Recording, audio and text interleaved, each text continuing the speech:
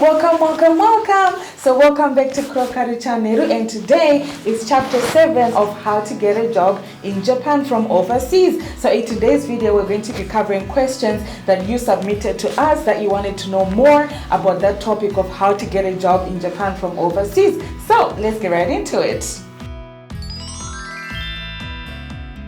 Okay, so thank you so much for sending in all your questions. I do have a number of questions that I will be answering. So I will be looking at my phone, so I apologize for that. I'll take a look at my phone and then read out a question, and then I will answer the question. All right, so let's start.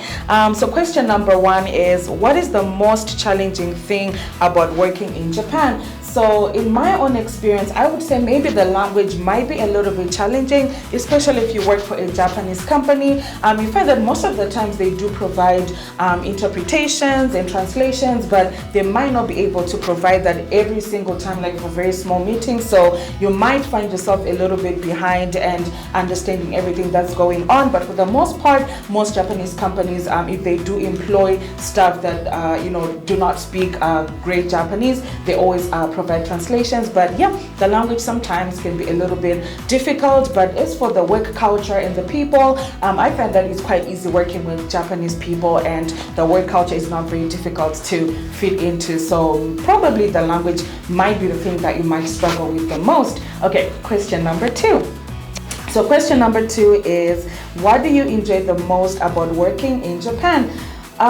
So for me, what I enjoy the most is how professional Japanese people are with things like being on time, taking their work seriously, just the professionalism. Like, people here take work very seriously. It's not a joke, and so you find that you never have things like people running late for meetings or not showing up or things like that. So I really appreciate that, because sometimes I know where we come from, like outside Japan, some people might not take work seriously, like being late to meetings might be a normal thing from where we are from, or skipping meetings or things like that. But in Japan, you find that a lot of people are very professional. Work is taken very seriously. So I really appreciate that, because it cuts down on a lot of wasting of time and things like that. So I really appreciate how professional people who work in Japan are. But of course, you do have the exceptions. It's not everyone, but of course, for the most part, people here are very professional. Okay, question number 3.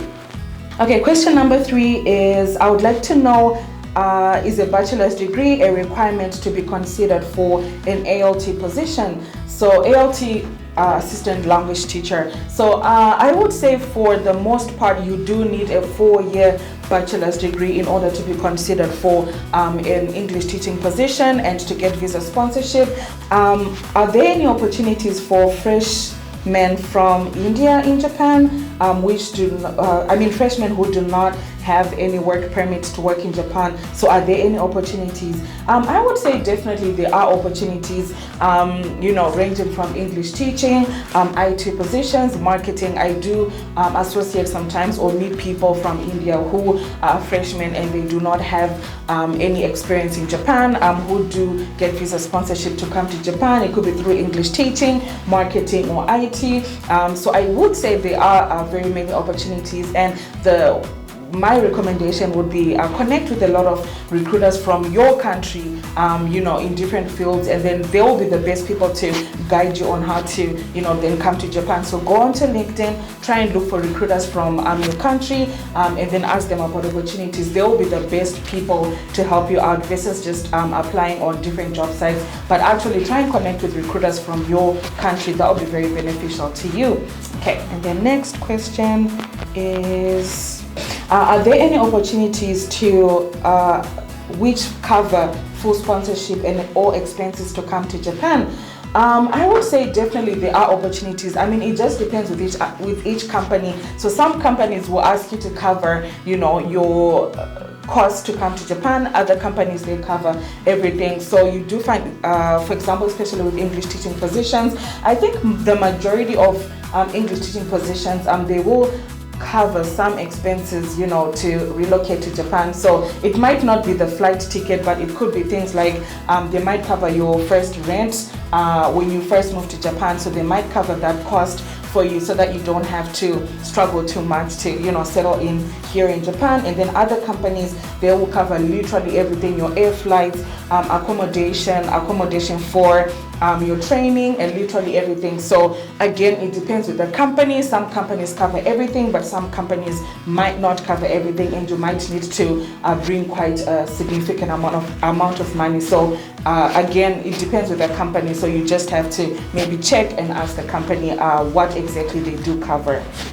Okay, and the next question is, do you need good Japanese for English teaching positions too, or is it just for non-English teaching positions? So I would say that for the most part, maybe 99% of English teaching positions in Japan do not require any Japanese ability, but you find that if you're working for like an international school or for a nursery or for a preschool, if you do have some Japanese ability, that is an added plus, because working with very young children who don't fully speak English, sometimes schools do want you to kind of speak a little bit of Japanese just in case a child is in a, what can I say, so that you're able to communicate with the child if they're distressed, if something happens to them, if they're not feeling well, you can easily pick up on those things. So like I said, it's not a requirement, but then for some companies like international schools or working in a kindergarten, they might prefer someone with some Japanese ability so that they're able to communicate with young kids in case something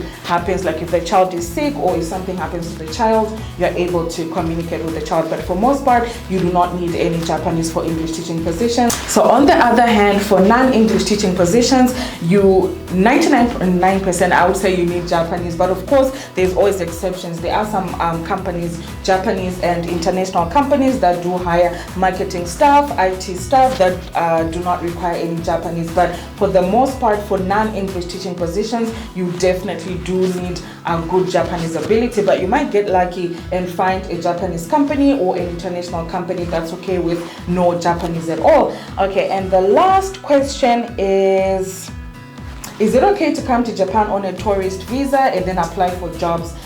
So for this question, I do get this question a lot actually, but the labor law or immigration in Japan does not allow for people to come in on a tourist visa and then switch to a working visa. I know there are some people who got lucky in the past or maybe even currently because of the pandemic situation. So I do know there's always exceptions to the rule, but for the most part, Japan does not convert tourist visas into working visas. They will ask you to please go back to your country and then you can apply from there, and then you can then come back to Japan. So for the most part, or the quick answer is no, Japan does not convert tourist visas to working visas, but of course some people might get lucky. It just depends with each person's situation. All right, so again, thank you so much for submitting the questions, and I hope this was helpful to someone, and until next time, thank you so much for watching. Bye.